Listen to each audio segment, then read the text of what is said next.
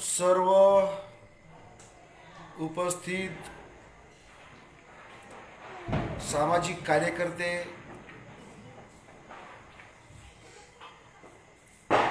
पुरोगामी विचारमंच नाशिक पाथरी यांच्या वतीनं आजच्या या विशेष व्याख्यानाला हजेरी लावलेले माझे सर्व बांधव भगिनी, या सर्वांना मी सुरुवातीलाच क्रांतिकारी जय लहूजी जय भीम करतो आणि माझ्या या विचारांना या ठिकाणी प्रारंभ करतो.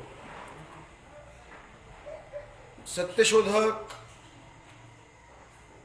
लहूजी साळवे यांच्या 226व्या जयंतीनिमित्त पुरोगामी विचारमंच नाशिक आयोजित आजचं हे विशेष व्याख्यान, या व्याख्यानमालेचे संयोजक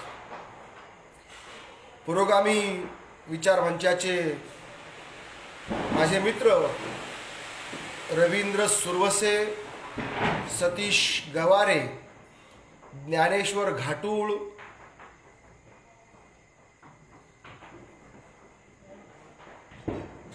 सुनील भाऊ, त्याचबरोबर शाहीर विलास कांबळे, ज्यांनी अत्यंत सुंदर असा या कार्यक्रमाचा परिचय सकाळीच आपल्या सर्वांना करून दिला.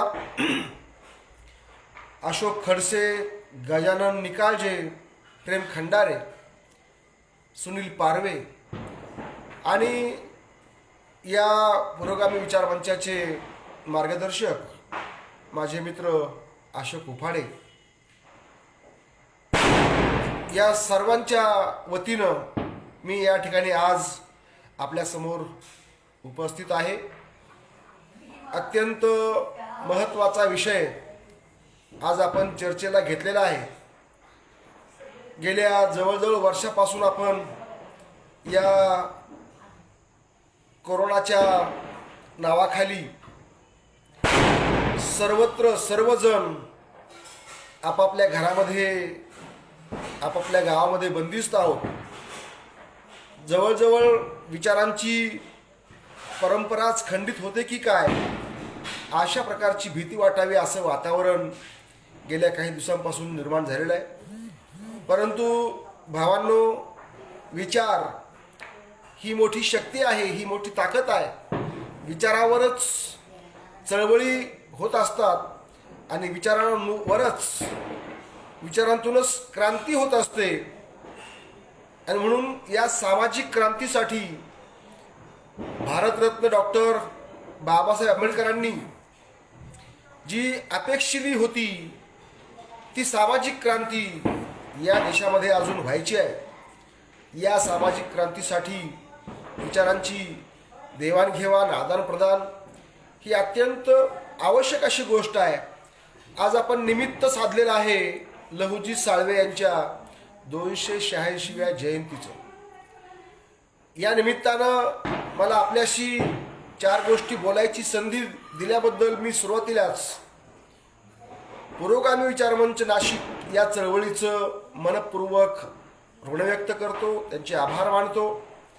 आणि या तासाभरामध्ये, अर्ध्या तासामध्ये आपण जी काही चर्चा करणार आहोत, त्या चर्चेमध्ये जो विषय मला दिलेला आहे तो म्हणजे सत्यशोधक लहूजी साळवे यांचे जीवन कार्य आणि आजची प्रासंगिकता.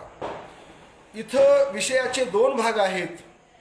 पहिल्या भागामध्ये साहजिकच लहूजी साळवे कोण होते, त्यांनी कोणतं कार्य केलं, या भागाची आपण चर्चा करू. आणि उत्तरार्धामध्ये अर्थातच लहूजी साळव्यांच्या विचारांचं आजचं काय महत्त्व आहे किंवा त्यांच्या विचारांची आजची काय प्रासंगिकता आहे, याही बाबीवर आपण प्रकाश टाकणार आहोत. तर मित्रहो, लहूजी साळवे हे नाव आपल्याला माहीत आहे, परंतु या नावामागचा इतिहास फार कमी लोकांना माहीत आहे. कारण या देशामध्ये आपल्या सर्वांना माहीत आहे की इतिहासाचं एकतर विकृतीकरण झालेलं आहे किंवा इतिहास हा झाकून ठेवला गेलेला आहे. खरा इतिहास हा बाहेर येण्याऐवजी आपल्या सर्वांना माहीत असेल की या देशामध्ये जाणीवपूर्वक खोटा इतिहास आणण्याचं षडयंत्र इथल्या व्यवस्थेनं रचलेलं आहे. आणि म्हणून खऱ्या इतिहासाचं संशोधन होणं ही अतिशय महत्त्वाची गोष्ट असते. कारण भारतरत्न बाबासाहेब आंबेडकरांनी एका ठिकाणी म्हटलंय की ज्यांना इतिहास कळत नाही किंवा जो समाज, जो देश, जो समूह आपला इतिहास जाणत नाही, तो समाज, तो समूह, तो देश आपलं भविष्य घडवू शकत नाही. आणि म्हणून ऐतिहासिकदृष्ट्या या गोष्टींची चर्चा, चिकित्सा करणं मला असं वाटतं की अत्यंत महत्त्वाचं आहे. लहुजी साळव्यांच्या इतिहासाबद्दल आपण जर शोध घेऊ लागलो तर प्रचंड गौरवशाली वारसा असल्याचं आपल्याला लक्षात येतं. लहुजी साळव्यांचा इतिहास जर आम्ही शोधू लागलो तर हा इतिहास शोधायला आपल्याला पुरंदर किल्ल्याच्या पायथ्याशी जावं लागेल. पुरंदर, होय, एक धुरंधर असा किल्ला महाराष्ट्रातला पुरंदर किल्ला. या पुरंदर किल्ल्याच्या संरक्षणाची जबाबदारीच छत्रपती शिवाजी महाराजांनी ज्या घराण्यावर दिली होती त्या घराण्याचं नाव आहे साळवे. या घराण्यालाच शिवाजी राजांनी राऊत ही पदवी दिलेली होती. आणि या घराण्याला पेठ या गावची जहागिरी सुद्धा दिलेली होती. म्हणजेच ज्या घराण्यामध्ये लहुजींचा जन्म झाला ते घराणं शूराचं, वीराचं, धाडसी नायकांचं असं हे घराणं आहे. ज्या घराण्याला खुद्द छत्रपतींनी इनाम जमिनी दिलेले आहेत, गाव इनाम दिलेलं आहे आणि किल्ले पुरंदराच्या संरक्षणाची जिम्मेदारीही दिलेली आहे. अशा घराण्यामध्ये लहुजींचा जन्म आजच्याच दिवशी म्हणजेच 14 नोव्हेंबर 1794 साली झालेला पाहायला मिळतो. पुरंदर किल्ल्याच्या पायथ्याशी असलेलं हे छोटंसं गाव पेठ या नावाचं, या किल्ल्याच्या किल्लेदाराच्या कुटुंबामध्येच कुटुंबाचा वारसा हा लहुजींना लाभलेला आहे. त्यांचे वडील राघोजी साळवे. राघोजीच्या वडिलांचं नावही लहुजीच, कारण लहुजी ज्यांचा आपण आज जयंती करत आहोत ते लहुजी यांची हे नावकरी आहेत आपल्या आजोबाचे. आणि त्या राणोजीनं पुरंदर किल्ल्याचं संरक्षण करण्याचं काम केलेलं आहे. पुढे आपल्याला माहीत आहे की शिवशाहीचा अस्त झाला आणि शिवाजी राजानं आपल्या मावळ्यांच्या बळावर निर्माण केलेलं स्वराज्य हे ऐश आरामात जगणाऱ्या आयत खाऊ पेशव्यांनी पुढे गिळंकृत केलं आणि पेशवाई अवतरली. लहुजींच्या जन्माच्या वेळी ही पेशवाईच आलेली होती आणि या पेशवाईनं संपूर्ण पुणे आणि परिसर हा व्यापलेला होता. आणि या पेशव्यांच्या राजवटीमध्ये पेशवेशाही म्हणजे जवळजवळ एका जातीची राजवट निर्माण झालेली होती. जे राज्य स्वराज्य म्हणून छत्रपतींनी निर्माण केलं ते स्वराज्य या एका जातीच्या हातामध्ये बंदिस्त झालं होतं. एका बाजूला कोल्हापूरचा संघर्ष आहे, एका बाजूला सातारचा संघर्ष आहे. शिवरायांची गादी विभाजित झालेली आहे. छत्रपती शिवरायांचा वारसा जो संभाजीराजाने पुढे चालवला तो वारसा लवकरच संपविण्यामध्ये यश आलेलं आहे या लोकांना.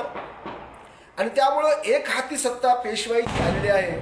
या काळामध्ये ज्या ज्या मावळ्यांनी, ज्या ज्या जात समूहांनी छत्रपती शिवरायांना स्वराज्य निर्माण करण्यामध्ये योगदान दिलं, अशा जातींना, अशा जमातींना हेरून पेशव्यांनी जाणीवपूर्वक त्यांचं खच्चीकरण करण्याचं काम सुरू केलेलं आहे.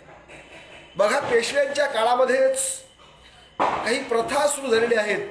त्यातलीच एक प्रथा म्हणजे गड किल्ल्याच्या पायामध्ये जातिवंत मांगांना गाडण्याचं काम सुरू झालेलं आहे. म्हणजे मांगांचे बळी, मांग हा एक जात समूह आहे आणि या जात समूहाला जाणीवपूर्वक टार्गेट करण्यात आलेलं आहे. कारण या जात समूहाचं वैशिष्ट्य आहे की हा लढाऊ वंश आहे. या लढाऊ वंशाचं खच्चीकरण करण्यासाठी इथल्या पेशव्यांनी, इथल्या धर्म व्यवस्थापकांनी काय केलेलं आहे की काही प्रथा परंपरा जाणीवपूर्वक निर्माण केलेल्या आहे. याचा दाखला जर आपल्याला पाहायचा असेल तर आपण लहुजींची पुतणी आणि महात्मा ज्योतिराव फुले सावित्रीबाईंच्या शाळेतली पहिली विद्यार्थिनी मुक्ता साळवे हिचा आपण निबंध वाचला पाहिजे. म्हणजे आपल्याला तत्कालीन समाज व्यवस्था काय होती, तत्कालीन जगण्याचं एकूणच वातावरण काय होतं आणि या पेशव्यांनी कशा प्रकारे स्वतःचं वर्चस्व राहावं यासाठी समाजाला वेठीस धरलं होतं. मुक्ता साळवे आपल्या निबंधामध्ये म्हणते आहे की बरं झालं मायबाप इंग्रज सरकार आलं, बरं झालं मायबाप इंग्रज सरकार आलं, अन्यथा आमचा तर ह्या पेशव्यांनी, या लंडांनी, धर्म व्यवस्थापकांनी निर्वंश करण्याचा सपाटा लावला होता. निर्वंश करण्याचा सपाटा म्हणजे तेल शेंदूर पाजून गढीच्या पायामध्ये पुरण्याचा यांनी धडाका लावला होता. जिथं जिथं गढी असेल, जिथं जिथं किल्ल्याचं बांधकाम असेल, त्या त्या किल्ल्याच्या बांधकामामध्ये या लहुजी साळव्यांच्या पूर्वजांचा म्हणजेच मातंग जात समूहातील तरुणांचा बळी देण्याची परंपरा इथल्या या धर्म व्यवस्थापकांनी सुरू केलेली होती. या गोष्टी तुम्हाला मी का सांगतोय, कारण ज्या जात समूहात, कारण जात हे इथलं एक वास्तव आहे. प्रत्येक महापुरुषाच्या मागे ही जात लागलेली आहे. आपल्याला ही जात घालवायची आहे, परंतु ही व्यवस्था समजून घेतली पाहिजे, त्याशिवाय आपल्याला ही जात घालवता येणार नाही.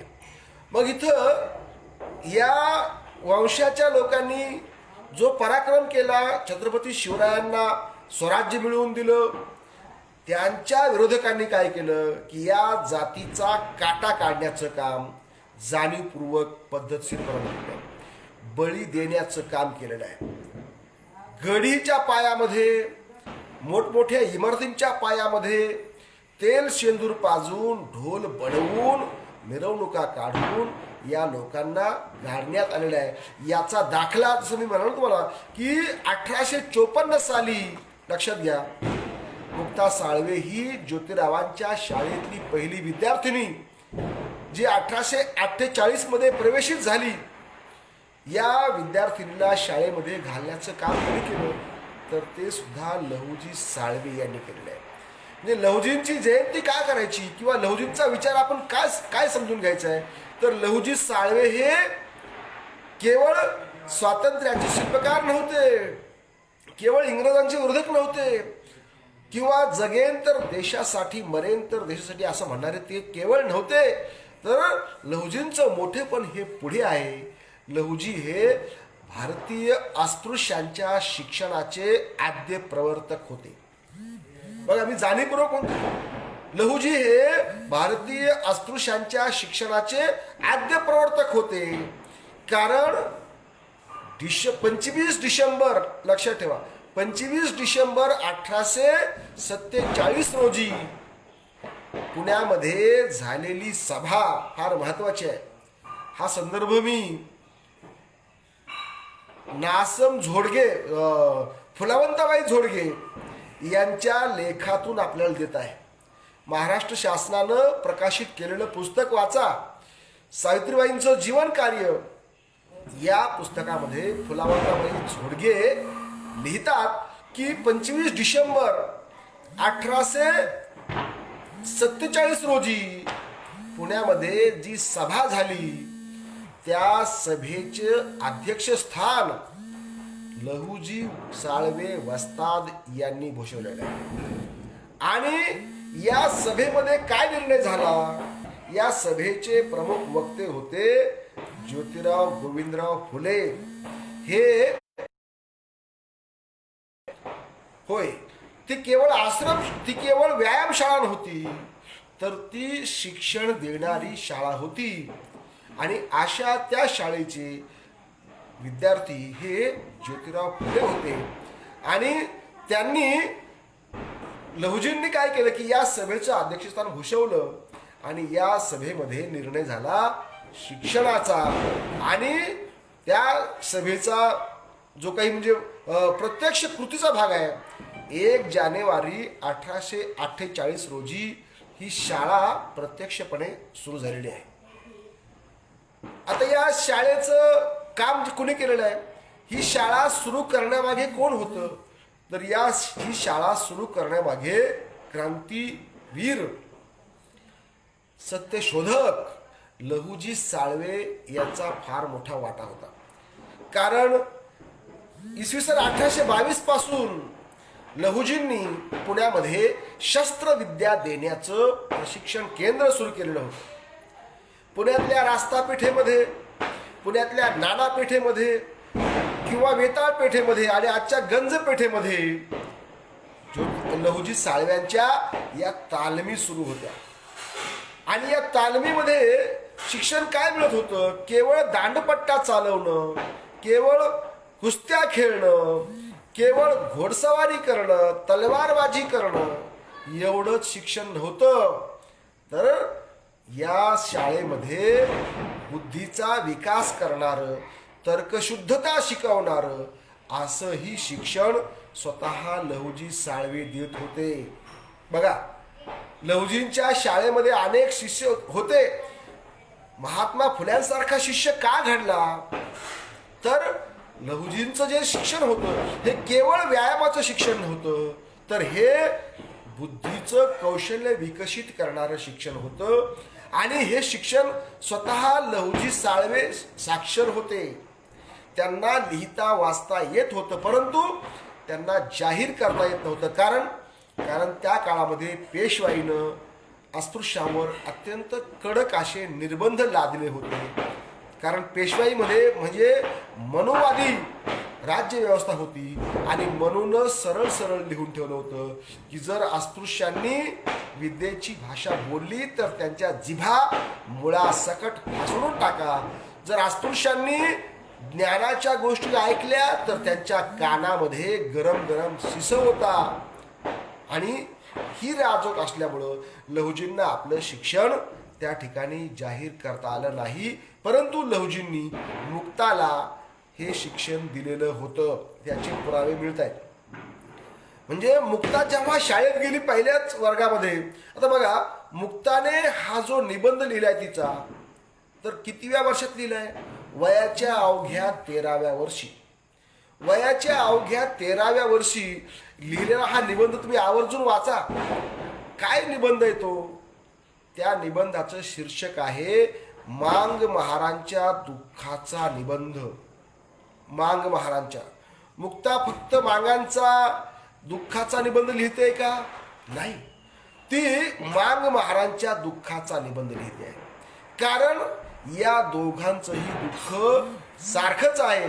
आणि त्या निबंधाच्या सुरुवातीलाच ती म्हणते की त्या निर्मिकाचे मी आभार मानते की त्यानं मला ही बुद्धी दिली, म्हणून मी हे आपल्या समोर लिहिण्याचं धाडस करते.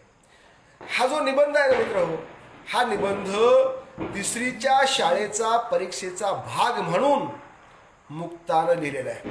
कारण ज्योतिरावांच्या शाळेमध्ये तर्कशास्त्र होतं.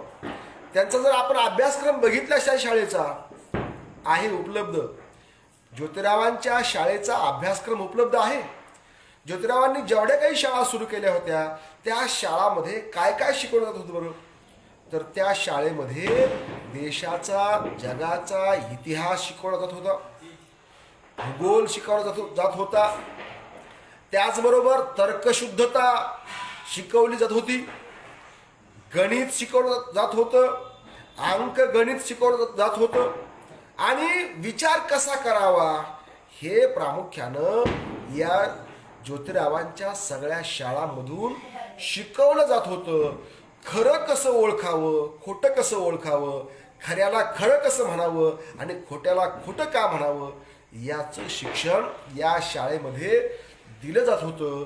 आणि म्हणून मुक्ता साळवे नावाची ही विद्यार्थिनी, लहुजींची पुतणी, लहुजींचा भाऊ, छोटा भाऊ शिवाजी, या शिवाजीची ही मुलगी, ही मुक्ता वयाच्या 13व्या वर्षी तिसरीच्या शाळेचा परीक्षेचा भाग म्हणून निबंध लिहिते आहे. आणि हा निबंध अत्यंत विचार करायला लावणारा निबंध आहे, मांग महाराजांच्या दुःखाविषयीचा निबंध. तर बघा, त्या काळातली 1854ची गोष्ट करतोय आपण. 1854ला काय अवस्था होती मांग महाराजांची? तर मुक्ता लिहिते की आमच्या बायकांना बाळांत होताना साधं छप्पर तरी असतं का रे? बघा, तुमच्या बायका बाळांतीन होतात, घरामध्ये गरम पाण्याची त्यांना सोय असते, त्यांना थंड पाण्यामध्ये हात बुडू देत नाहीत तुम्ही. परंतु आमच्या बायकांची अवस्था काय असेल बरं? की ज्या बिचाऱ्यांना म्हणजे छत सुद्धा नव्हतं, पावसाळा असेल, पावसाळ्यात बायका बाळातीन झाल्या असतील, हिवाळा असेल त्या काळात बायका बाळातीन झाल्या असतील, त्यांचे काय असतील. आणि अशा बाळांतीन बायांची वैद्यकीय सेवा करणारी कोण होतं बरं त्या काळात? तुमच्यापैकी कोणीतरी त्यांची सेवा केली असती का रे? असा सवाल, रोकडा सवाल ही मुक्ता साळवे तिथल्या इथल्या व्यवस्थेला विचारते. अरे आमच्या लेकराला मारलं तर जावं कुठं? त्यांचे आईवडील म्हणतात की बाबा आपल्याला उष्ट खायला जावं लागतं, उष्ट मागायला जावं लागतं, मग आपण त्यांना काय मारणार, काय जा विचारणार? अरे मुक्ता म्हणते, एखाद्या गाढवाला जरी मारा बरं तुम्ही, एखाद्या लंगड्या गाढवाला मारा बरं, त्याचा मालक कसा येतो आणि तुमची कशी फजिती करतो बघा बरं. परंतु मांगा महाराला जर कोणी मारलं तर आम्ही जावं कुठं? कारण पेशवे तर पेशवे, ते बाजीराव तर काशीला जाऊन धुळीत तद्रूप झाले, परंतु त्यांची सवय जी आहे, त्यांची जी आहे ती मात्र अजून लोकांपासून सुटलेली नाही. मुक्ताच्या निबंधाचा उत्तरार्ध आहे बघा. मुक्ताचा निबंध हा 2 भागामध्ये आहे. म्हणजे लहुजींचं जीवन कार्य जर आपल्याला समजून घ्यायचं असेल तर लहुजींनी लावलेल्या झाडाचं फळ म्हणजे मुक्ता साळवे आपल्याला समजून घ्यावी लागणार आहे. मग मुक्ता काय म्हणते निबंधाच्या उत्तरार्धामध्ये की आमच्या दुःखाला पारावरच नाही, कारण आमची सावली जर तुम्हाला सहन होत नसेल तर मग आम्हाला हाताला काम कोण देणार? आणि आमच्या हाताला काम नाही तर मग आम्ही खाणार काय, जगणार काय? अत्यंत गहन गहन प्रश्न असे मुक्ता साळवे विचारते आहे. आणि शेवटी ती म्हणते आहे की मांग महार लोक हो, आता तुम्ही विद्या घ्या, तुम्ही रोगी आहात तर विद्या घ्या. बरोबर आहे, कारण तिच्या गुरुनंही सांगितलं होतं, विद्येविना मती गेली, मतीविना नीती गेली, नीतीविना गती गेली, गतीविना वित्त गेले, वित्ताविना शूद्र खचले. आणि एवढे सगळे अनर्थ एका अविद्येमुळे झाले, एका अज्ञानामुळं. काय काय आमच्यावर संकट ओढवली, एकच गोष्ट होती आमच्याकडे, अज्ञान. कारण ज्ञान घ्यायला आम्हाला बंदी होती, हजारो वर्षांची ज्ञानबंदी होती. ज्या 7 बंद्या होत्या त्यातली एक ज्ञानबंदी होती आम्हाला. आणि म्हणून या एका बंदीमुळं आमच्यावर काय काय दुःख ओढवलं असेल बरं? मुक्ता साळवे म्हणते. मुक्ताच्या मनामध्ये हा विचार आलाच का? मित्र हो, इथं लहुजींचं कार्य आपल्याला लक्षात येईल. बघा, वयाच्या 22व्या वर्षी त्यांनी तालीम काढली. 1 नाही 2 तालीम काढल्या, 3 तालीम काढल्या, 4 तालीम काढल्या. आणि या तालिमीतून म्हणजे त्यांनी आयुष्यभर हाच विडा उचलला का की लोकांना शहाणं करून सोडायचंय. की हा जो अन्याय होतोय, लहुजींचे वडील राघोजी साळवे वाघासारखा माणूस, होय साक्षात वाघाशी झुंज घेतलेला माणूस.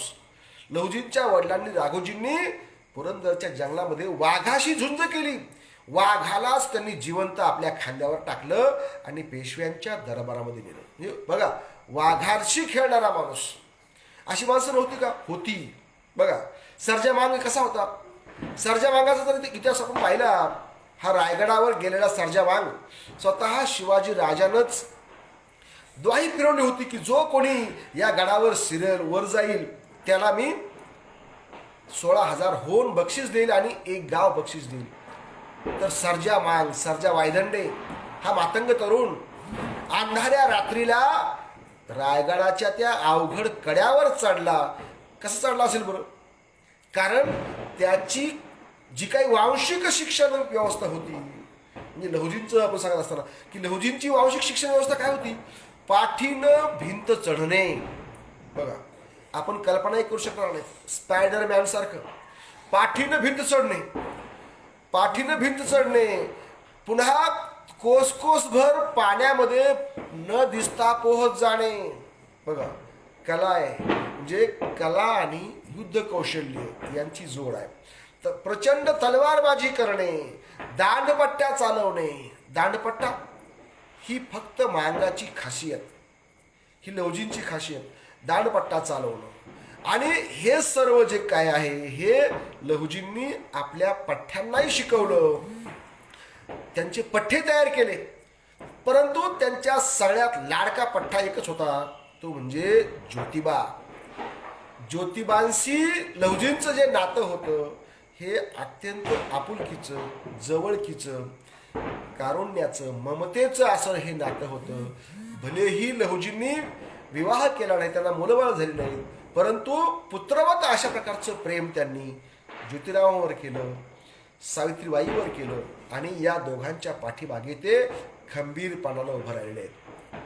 मित्रहो, लहुजी साळव्यांचा इतिहास आज काय झालेला आहे, म्हणजे आजची प्रासंगिकता आपण बघूया.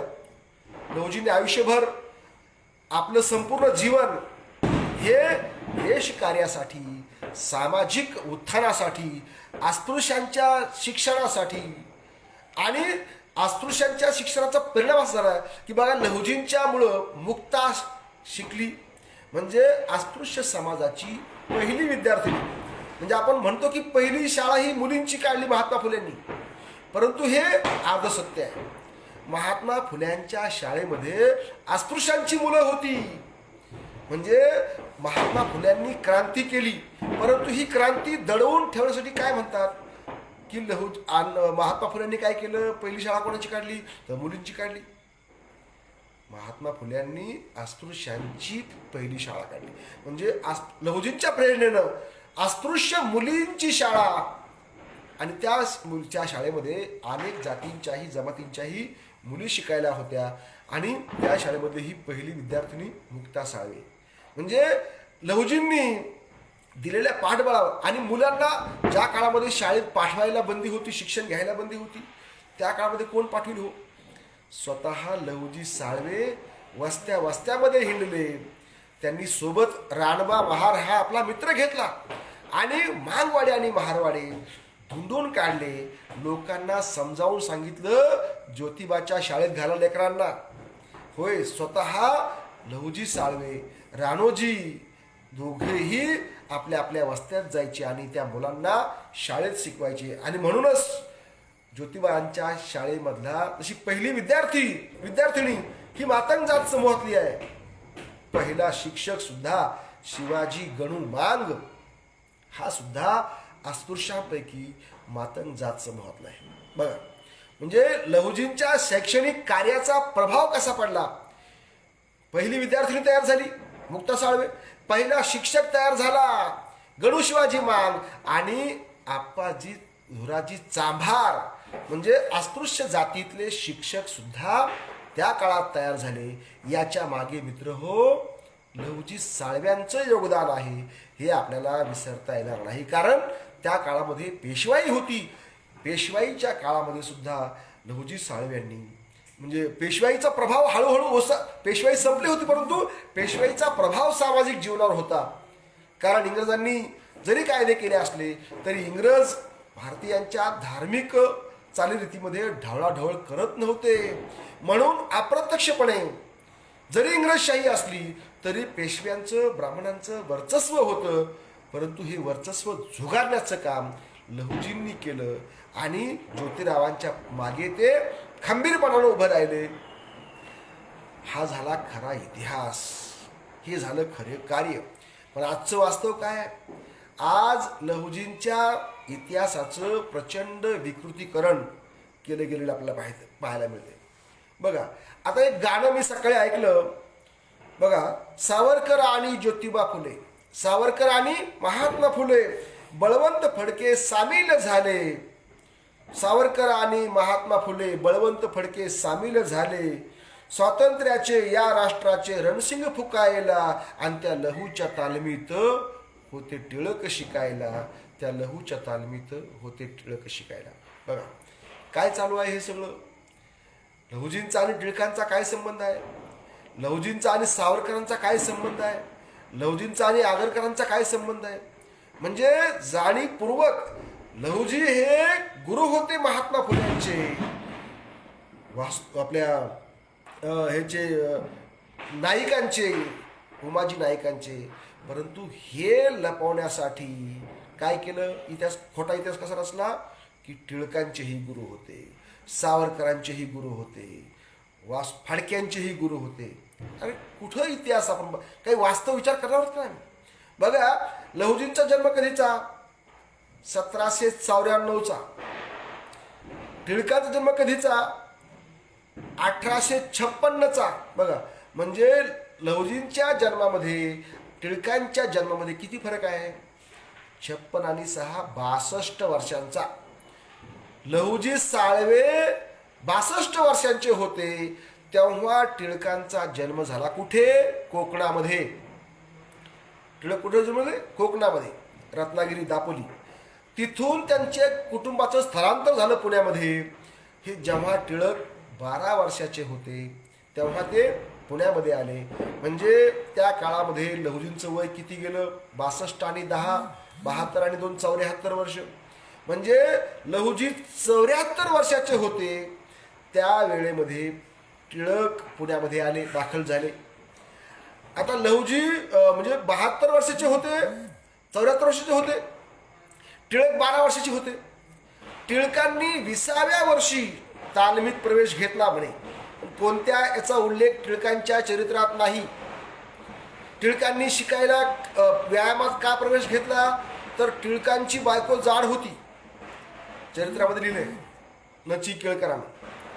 टिळकांची बायको जाड होती, लोक त्यांना चिडवत होते आणि टिळकशाही अंगाचे, म्हणून त्यांनी एका तालमीमध्ये प्रवेश घेतला असा उल्लेख केळकरांच्या टिळक चरित्रामध्ये आहे. परंतु आता बघा, म्हणजे वयाच्या 74 आणि 10 84 वर्षी लहुजींची तालीम होती का? 84व्या वर्षी लहुजी शिकवत होते का? आणि त्याही काळामध्ये समजा आपण गृहीत धरू की होते ब्राह्मण, टिळकांसारखा चित्पावन ब्राह्मण शाळेत येऊ शकतो का? अजिबात नाही. कसल्या टिळकांच्या समग्र चरित्रामध्ये आपण जर धांडोळा घेतला, लहुजींचं काडीचंही नाव आपल्याला पाहायला मिळणार नाही. तीच बाब वासुदेव बळवंत फडक्यांची आहे. तर या फडक्यांचा जन्म बघा 4 नोव्हेंबर 1845चा आहे. म्हणजे टिळकांच्या आगेमागेच, जसं टिळकांचं आहे तसंच फडक्यांचं आहे. म्हणजे फडके सुद्धा लहुजींच्या तालमीमध्ये येण्याची शक्यता कमीच आहे. आणि सावरकर तर 1883, म्हणजे फारच नंतर, म्हणजे सावरकरचा तर प्रश्नच येत नाही. परंतु जाणीवपूर्वक लहुजींचं असं विकृतीकरण करण्याचं, म्हणजे जोडीला म्हणजे महात्मा फुल्यांच्या जोडीला बसवण्याचं काम कोण करतंय? तर इथली व्यवस्था करते आहे. ही गोष्ट अत्यंत बारकाईनं लक्षात घेण्याची आपण गरज आहे. आणि म्हणून या इतिहासाचं आपण काय केलं पाहिजे? संशोधन केलं पाहिजे. बघा, लहुजींचे वडील कुठे वारले, त्यांची कुठे शहीद झाले? ते लढताना, युद्धामध्ये शहीद झाले ते. पण आज त्यांची समाधी काय आहे? वाकडेवाडीला, पुण्याजवळ मुंबई पुणे हायवेवर वाकडेवाडी बजाज कंपनी समोर जी एक मंदिर उभारलेलं आहे, आणि त्या मंदिराचं नाव काय आहे? मांगीर बाबा समाधी. बघा, म्हणजे शूराचं वीराचं स्मारक कसं पाहिजे, प्रेरणा मिळेल. पण तिथं काय लिहिलंय, मांगीर बाबा. म्हणजे लहुजींचे वडील काय झाले तर मांगीर झाले. म्हणजे पूर्वी जी परिस्थिती होती, मांग मारला आणि मांगीर केला. म्हणजे आधी मारायचं आणि पुन्हा शेंदूर लावायचं. बघा, मांग मारला मांगीर केला. तशा प्रकारे लहुजींच्या एकूणच वडिलांचंही त्यांच्या इतिहासाचं सगळं विकृतीकरण करण्याचं काम इथल्या व्यवस्थेनं पद्धतशीरपणे केलेलं आहे. आणि म्हणून लहुजींनी जे काही काम केलेलं आहे, इंग्रजांच्या विरोधामध्ये काम केलं बरं का, असं लोक म्हणतात. 1857ला काम केलं असं म्हणतात. परंतु 1848लाच लहुजींनी ठरवलं होतं की आपला मार्ग जो आहे तो हा कोणता आहे, या देशातल्या सामाजिक क्रांतीचा मार्ग आहे. गुरु शिष्यांनी, लहुजींनी आणि ज्योतिरावांनी हे निश्चित केलं होतं. आणि म्हणून लहुजी हे ज्योतिरावांचेच खरे गुरु आहेत, इतर कुणाचेही ते गुरु नाहीत. ही गोष्ट आपण प्रामुख्यानं लक्षात घेतली पाहिजे. आणि म्हणून ते सत्यशोधक आहेत, ते क्रांतिकारक आहेत. त्यांनी आपली पुतणी घडवली, त्यांनी गणू शिवाजी मांग आप्पा धुराजी चांभार सारखे शिक्षक घडवले, त्यांनी ज्योतिराव घडवले, त्यांनी सावित्रीबाई घडवल्या. बघा, सावित्रीबाईंना शिक्षण घेण्यासाठी जायचं होतं अहमदनगरला मिसेस फरारा मॅडमकडे. तेव्हा स्वतः लहुजी साळवे लेकीप्रमाणे घोड्यावर बसून आपल्या सावित्रीबाईला घेऊन गेलेले आहेत आणि तिथून त्यांनी शिक्षण घेऊन परत आणलेलं आहे. म्हणजे जिथं जिथं गरज पडली या दाम्पत्याला, बघा, स्वतःच्या बापानं घरातून काढून दिल्यानंतर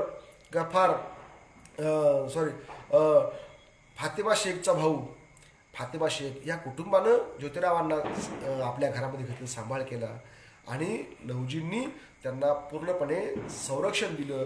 त्यांच्याकडे म्हणजे या कुटुंबाकडे, फुले कुटुंबाकडे जर कोणी वाकड्या डोळ्यांनी पाहिलं तरी त्याचे डोळे काढण्याची ताकद, क्षमता लहुजींच्या पठ्ठ्यांमध्ये होती, लहुजींमध्ये होते.